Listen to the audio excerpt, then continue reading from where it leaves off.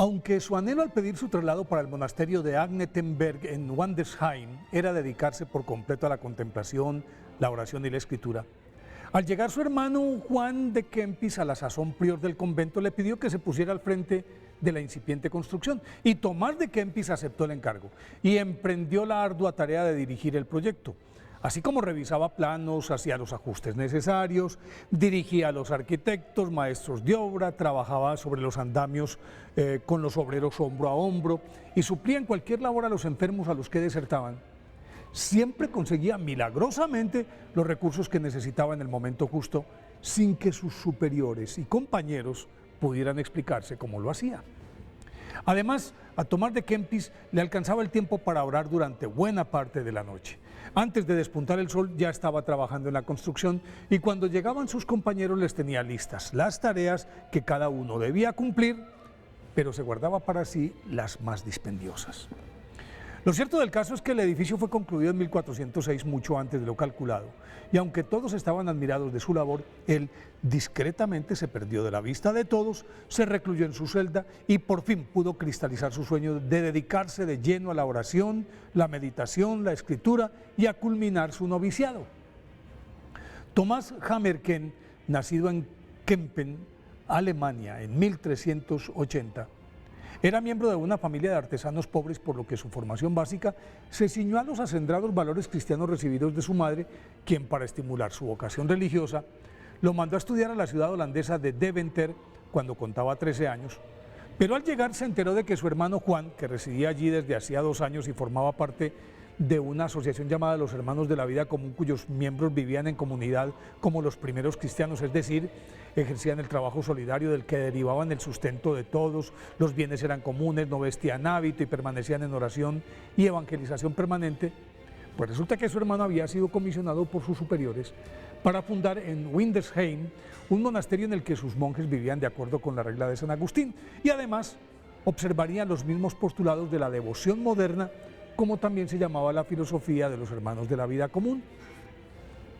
Aunque quiso seguir las huellas de su hermano, Tomás fue recibido en la cofradía con la condición de que antes debía adelantar los estudios exigidos a los postulantes. En ese lapso se destacó como alumno modelo, cursó todas las materias de humanidades con notas sobresalientes, se convirtió en experto copista y, por serlo, se encargó de transcribir los tratados, pensamientos y citas de los padres y doctores de la Iglesia. Hizo varias versiones de la Biblia, una de las cuales compuesta por 5 tomos. Al cabo de 7 años, tras completar su preparación en 1399, y con profundos conocimientos sobre las Sagradas Escrituras y las obras de los grandes pensadores de la Iglesia, recibió autorización para trasladarse a Wendelsheim, en donde su hermano Juan, prior del convento, le encomendó la construcción del monasterio agustino de Monte de Santa Inés de Agnetenberg, que concluyó 5 años después, y entonces pudo por fin vestir el hábito agustino. Una vez ordenado sacerdote en 1413, el beato Tomás de Kempis, apellido con el que lo conoce la historia y que se deriva de su ciudad natal, fue nombrado maestro de los novicios y entonces echó mano de las reflexiones que venía escribiendo como un diario desde hacía mucho tiempo, y con ellas, más las que iba plasmando cada noche, preparaba a sus alumnos y así fue dándole forma a su obra cumbre, La Imitación de Cristo, libro que tardó toda su vida en concluir y que más de 500 años después sigue siendo el manual místico de todos los religiosos de la Iglesia Católica, y se calcula que desde su aparición se han hecho en promedio 6 reediciones anuales, en ese aspecto solo superado por la Biblia. Aunque esta es su creación más reconocida,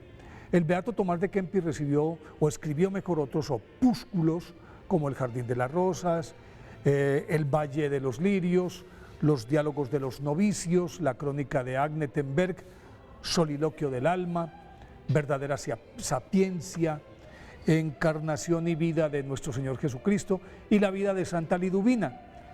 Obras que, sin ser tan populares, son verdaderas joyas místicas. Y esta prolífica producción del beato Tomás de Kempis es el reflejo de una rica vida interior que cultivó durante más de 65 años y concluyó el 30 de agosto de 1471, cuando murió en olor de santidad. Fue beatificado por el Papa San Pío X en 1908. Por eso, hoy, día de su festividad, pidámosle al beato Tomás de Kempis que nos enseñe a imitar a Cristo tal como Él lo consignó en su libro.